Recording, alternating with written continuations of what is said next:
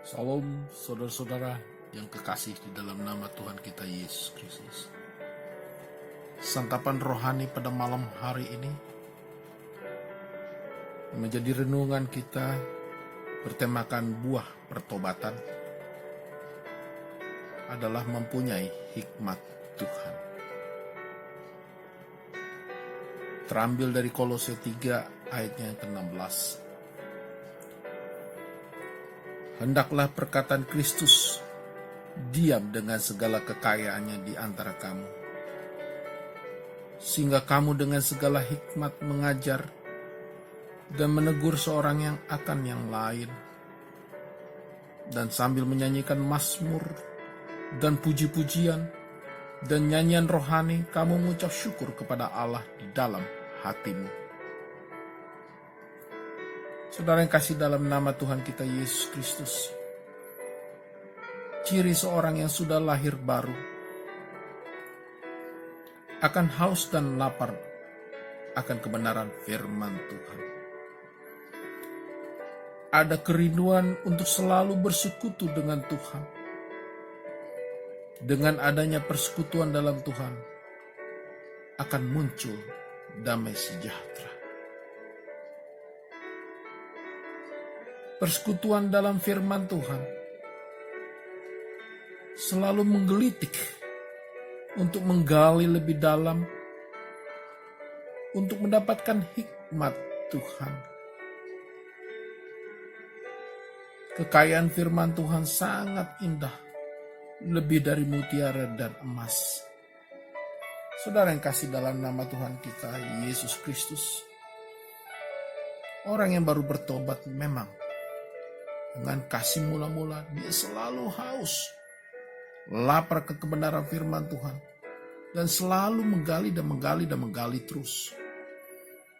Dia ingin mengenal Allah sesungguhnya. Apa yang menjadi kehendak Allah, apa yang menjadi perintah Allah, dan apa yang menjadi hukumnya Allah. Itulah orang-orang yang mempunyai kasih mula-mula, orang yang bertobat.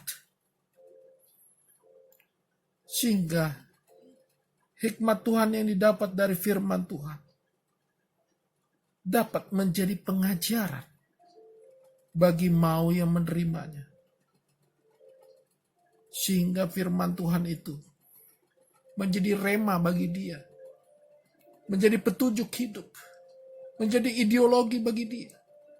Sehingga dia mampu mengajarkan kepada banyak orang setelah dia menerima hikmat Tuhan yang dalam bentuk firman Tuhan yang dia gali. Hikmat itu adalah hal-hal yang tersembunyi dalam Tuhan, menjadi terang untuk diketahui.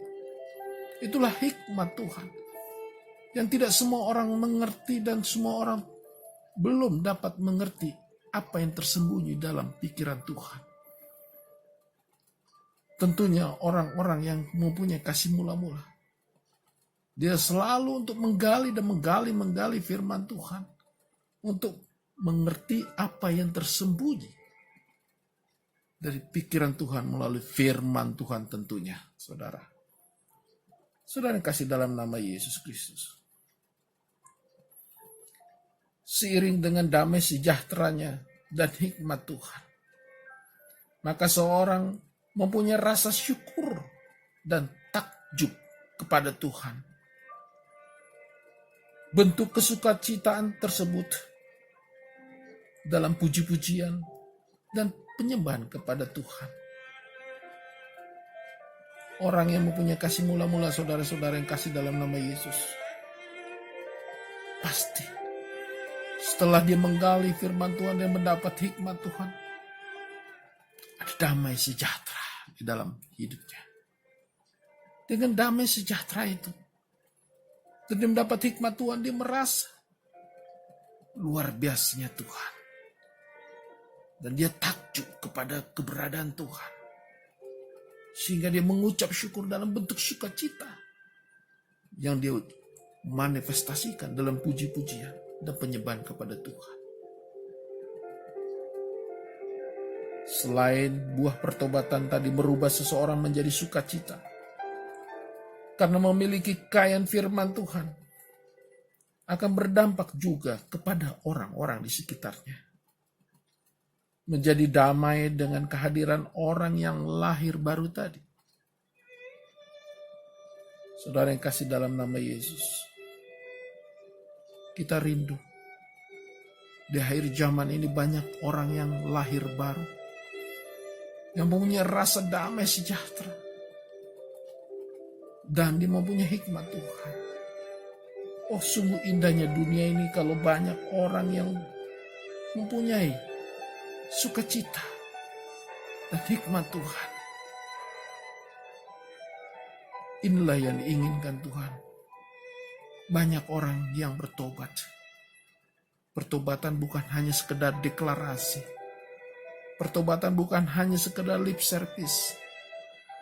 Tapi pertobatan harus berbuah dengan tindakan. Bagaimana dia dapat bertindak dengan baik kalau dia tidak mengerti firman Tuhan? Bagaimana dia dapat bertindak tanpa dia mengerti menjadi pikiran Tuhan di dalam firman Tuhan? Apa yang menjadi kehendak Tuhan? Apa yang menjadi petunjuk Tuhan? Dan apa yang tidak disukai Tuhan melalui hukum-hukumnya? Begitu penting hikmat Tuhan bagi orang-orang yang haus laparkan kebenaran firman Tuhan. Saya sebagai hamba Tuhan mengingatkan kita semua.